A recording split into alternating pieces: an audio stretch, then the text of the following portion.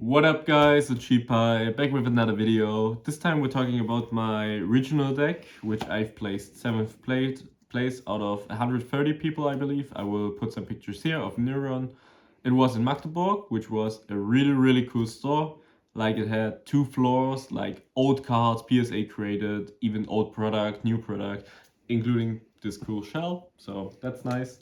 And I hope to be there at some point again, like amazing store, loved it, like nice people, cool opponents, and yeah, so let's get right into the deck, which is Fiend Smith control, but in some point kind of Maliss Bait. Like I like to call the deck Maliss Bait. You will see in a second. So let's get into the important things. We have a Fiend Smith engine of 1 Engraver, 1 Lacrima, 2 Engraver, 3 Attract and Paradise.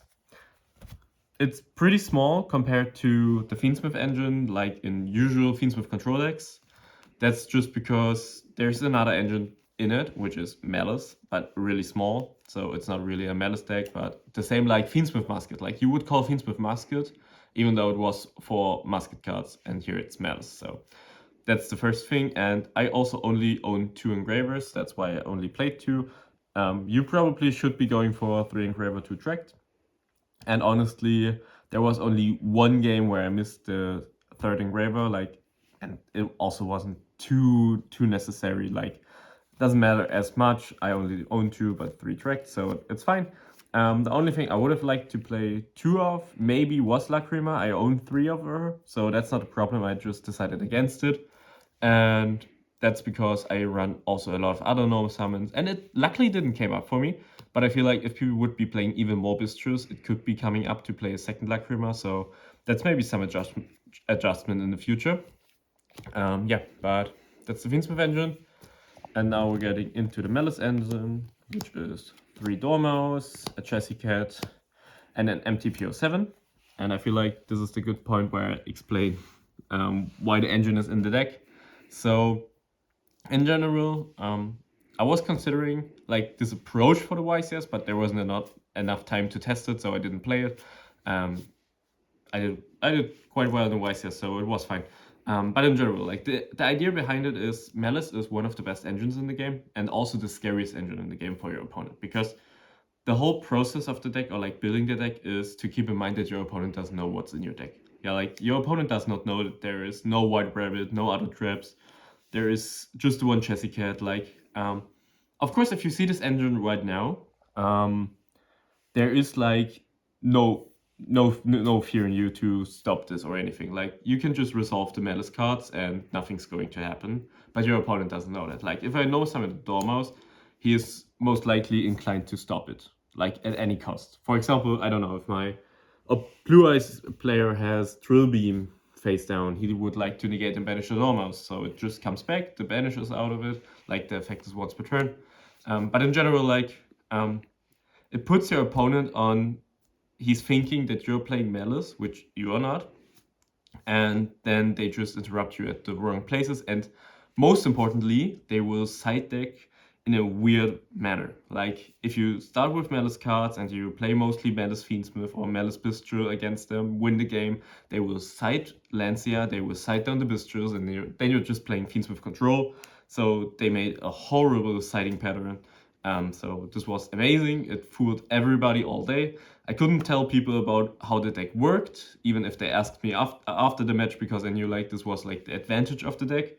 And in general, like even if some people will know the deck because they see this deck profile, your opponent will always have to assume that you're on pure Malice, or like Malice Fiend Smith, Malice Bystial and stuff, and they have to board even more hate for you, even though the hate does nothing against you. So that's the thing. That's the engine in general. And the cool thing about MTPO7 is like, because you're playing a non-engine heavy deck, you can just set it and then reactivate it again. And it just gives you some follow-up, and then you can set it again. And this goes like for 2 turns. It shouldn't go longer than it because you're running out of targets. But in general, like it's just a neat little grindy engine. And it really harmonizes with the rest of the cards, which is Rebellion and Regained, classic Fiend Smith control cards. Then we're playing the Magnemite, 3 Serenir, 3 Jerusalem, and 3 Baldrake, which is 10 Bystials and the Rebellions. And the thing is like, the best non-engine pieces in the game if you're also running all the other hand traps. Like, this is what makes Fiend Smith control viable, because it's just 3 bodies. And the thing is, like, in normal Fiend Smith control variants, the Bystials are good cards, but they're not really good extenders. Like, you can use them to push, but you have to banish something, which will most likely be Fiend Smith cards, unless you have light hand traps in the graveyard. But the good thing is, I can just start with a Dormouse or even a Chassis Cat and banish them and get some value out of it. So these act as pseudo engine cards or like pseudo extenders. I'm pretty happy with them. They perform really good because we're playing a whole bunch of other hand traps. So pretty simple engine. Like, as mentioned, it's basically Fiend Smith control, but with the added benefit of playing a Malice engine. And we're getting into the hand traps, which is 2 Ogre, 3 Ash, 3 Nibiru, 3 Veiler, 3 Infinite Impermanence. Like, there is nothing much to explain here. I played the common hand traps because I bought the Blue Eyes White Dragon structure deck. Still, gold hand traps are superior, keep that in mind. But in general, just some common hand traps. Like, Ogre was really good because of Rising Fiend Smith and Blue Eyes. Like, I didn't want to play it just for Rising Fiend Smith, but since Blue Eyes is kind of in the meta, I still think the deck is quite bad. But in general, like, it's okay. If it goes first, it's really scary, so I want to have something for it. And then it's Ogre, and Ogre is kind of good. And even like Ogre plus Bystial is not really good against Malice, but it's kind of okay. But we will get into Malice when we get into the extra deck. And the last card, we're playing 43 cards, is 3 Metaltroners. Really, really good with the Malice cards together. Because think about it like this, the worst matchup for Fiend Smith control is Malice, by far. Like, this is by far the worst matchup. And you just make this matchup a little bit easier by having Malice cards yourself, because they play rather good into the interruptions of your opponent. And at the same time, your Metaltronus gets way better, because you can Metaltronus the White Binder and summon out the Dormouse, or like even the Chassis Cat if you have Dormouse in hand.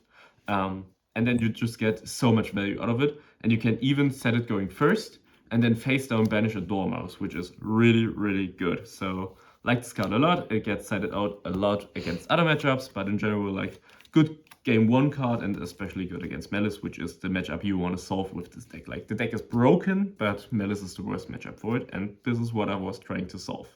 So, getting into the extra deck, we have the Field Center, important, best token, the DB Grinder token, and the extra deck, which is starting off with the XC monsters, Typhon, Zeus, M7, shoutouts to Dorian for selling me to do a terminal one, and the Crazy Beast. There is no Caesar, we have something else for it, which is a supplement, but in general, those were the XC monsters. It was really, really funny to see my opponent like, not being confused about the Crazy Beast when I summoned it with Malice monsters, but being confused about the Ptolemy M7 when I summoned it against them, because I know summoned the Dormouse, which got interrupted. And after the M7, there was a Zeus, which is really good, and there is the Typhon, so a lot of great cards. And in general, like, M7 was the MVP for the tournament, which is basically the best card in the deck because of just adding back the hand traps, adding back Lancias, or most importantly, adding back a Bystial after you dump Lubellion with it, with the Serenir, or like anything else. So, really good card. Getting into the Link monsters, or like the generic Links, which is IP and SP Little Knight. In general, IP was really good. So this was just a replacement for Caesar. You're just making IP instead of the Caesar. If they summon the X, you can chain the Bystial, take out the aggregator, chain, and because you summoned the, what's it called, the Requiem during the standby phase, it's legal to activate the IP Masquerena. So you play around X dump aggregator, and SP banishes the X, so they cannot special summon Sword, they cannot special summon Node, they have to normal summon Ice or Sword in general, because they do not have a Bystial, not a Ryziel, and they do not have an XC monster, so that's quite good. And if you have Truce Worm and they don't have the X, it's even better. So IP was just a good replacement. Of course, it's not the power level of Caesar, but it's more generic, it's easier accessible, and I didn't miss Caesar a single time. Like, I'm really happy with the extra deck. As mentioned, the only thing is like the Saint Lacrima, but we have a Fiend Smith engine. which is Necrocrypt, Desiree, Agnum Day. Really cool card. OTK'd a lot of people just to make the games shorter. Then we have Sequence, 2 Requiems, Moon of the Closed Sky. Like, that's the Fiend Smith engine. Nothing spectacular here, like general Fiend Smith stuff.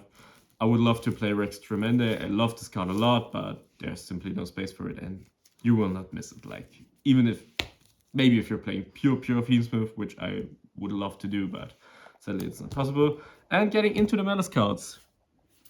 Linger Reaver and Whitebinder. Like, those are the Malice cards. There's nothing else here.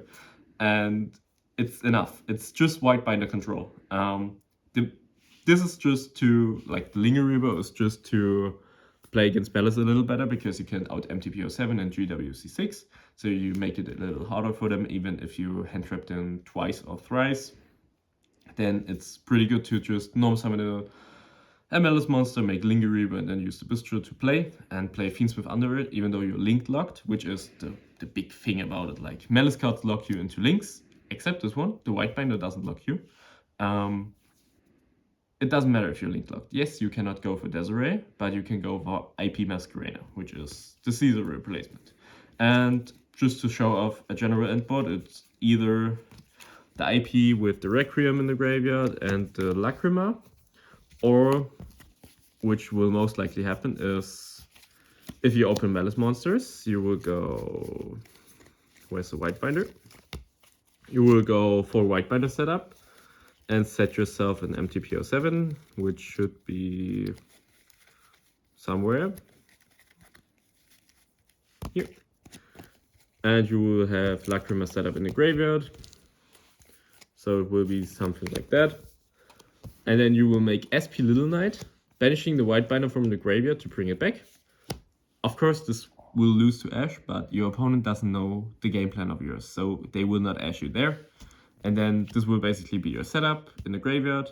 You have SP on the field with Whitebinder on the field, so you cannot get Ashed later because they top decked it or have a second copy. And what you will do is you will use SP to banish the Whitebinder and an opponent's monster, which plays around Ghost Ogre, and people will play Ghost Ogre. And then you can use the Whitebinder to summon her back to trigger the banish 3 from the graveyard. And you will have MTPO7 to banish something. And you will add the Dormouse, and you will have most likely Chessy Cat in the graveyard, which means if you open a Bystial or anything else, or like even with the Whitebinder next turn, you can banish the Chessy Cat, summon it, you can banish the added Dormouse, draw 2 cards, and then you don't even have to summon it back, because then you just go Agnum Day into Desiree and OTK your opponent from there. Like, you can play a lot of control, but if you need to, you can just OTK your opponent easily, which is like my favorite thing in this deck. So that's the main deck, that's the extra deck. And closing off with the side deck, we're playing Triple Phantasme, just because it's like one of the best cards against Malice, to just cycle into more hand traps, into more ogres and such, or even into Lanciers. The one thing I was not sure about is like to main deck one Phantasme, and maybe I should have done so, but I was like thinking Pure Raziel is gaining popularity and Mitsurugi Raziel was gaining popularity, so I chose against it, and I did not regret it, but there is a possibility to main deck one Phantasme. Then we're playing 2 Cycle Reader and a Ghost Ogre, like the 3rd Ghost Ogre in matchups where it's needed, like Blue Eyes and Raziel. And 2 Cycle Readers just because I want to counter Blue Eyes. And like, as mentioned, I don't think the deck is good, but the deck will be represented and the deck will go first. The deck is really good going first, and by the way, we just went 3 out of 8 dice rolls, so typical tournament experience. We'll play go second, but the deck is stacked with non-engine, so it's fine. But in general, the Cycle Readers were cool. I played against only 1 Blue Eyes player, but I drew it and I just won the game because of it. So, pretty good card. And because we're playing so many non-engine, we can just side the Fenrir for going first, and we can side Strikes for going first. Like, they went in every game. I always side decked them going first, and they were amazing. Like, Strikes just a powerhouse of a card. Fenrir is just a powerhouse of a card, and yeah, so the side deck is pretty simple, and the extra deck also is, if you're familiar with the concept, which I hope you all are now. I love the deck, I'm really happy with it. I will have a lot of fun playing it again, maybe at some other regional or even OTS championship, like anywhere I can go to. But in general, this is the deck, and for everyone curious, I believe my matchups were 2 Malice, Mitsurugi Ryziel, I believe Blue Eyes White Dragon, Memento, Pure Ryziel, and something else, but I cannot think of it right now, but those were the important matchups. There wasn't any too much of a rogue matchup, like except Memento, which is kind of rogue, but I believe is a good deck. So pretty stacked tournament, but in general was really cool, really happy with the deck, and have fun baiting your opponent into playing a lot of horrible side deck cards against you when you don't draw any Malice monsters. So yeah, that's it. Have a nice day.